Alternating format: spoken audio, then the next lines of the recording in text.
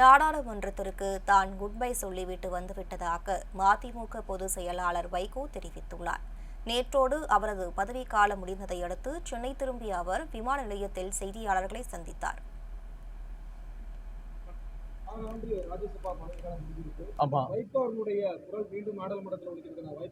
நான் good bye சொல்லிட்டு வந்துட்டேன் பார்லிமெண்ட்டுக்கு. நான் அந்த கற்பனைகளிலேயோ கனவுகளிலேயோ இல்லை.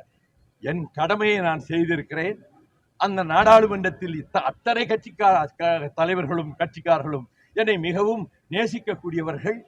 அவர்கள் இன்று என்னுடைய உரைக்கு பிறகு ஒவ்வொருவராக வந்து எனக்கு வாழ்த்தும் பாராட்டும் சொல்லி இந்த அவைக்கு திரும்பவும் அவர் வர வேண்டும் என்றெல்லாம் தலைவர்கள் பேசினார்கள்.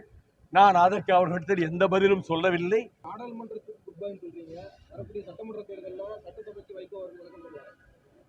இதெல்லாம் தேர்தல் வரும்போது ஒரு மாசம் 40 நாளைக்கு முன்னாடி பேச வேண்டிய விஷயங்கள்.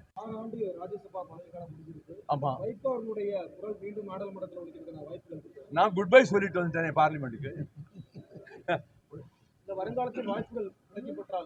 நான் அந்த கற்பனைகளிலேயோ கனவுகளிலேயோ இல்லை.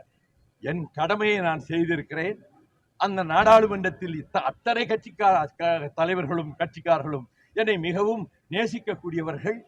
அவர்கள் இன்று என்னுடைய உரைக்கு பிறகு ஒவ்வொருவராக வந்து எனக்கு வாழ்த்தும் பாராட்டும் சொல்லி இந்த அவைக்கு திரும்பவும் அவர் வர வேண்டும் என்றெல்லாம் தலைவர்கள் பேசினார்கள்.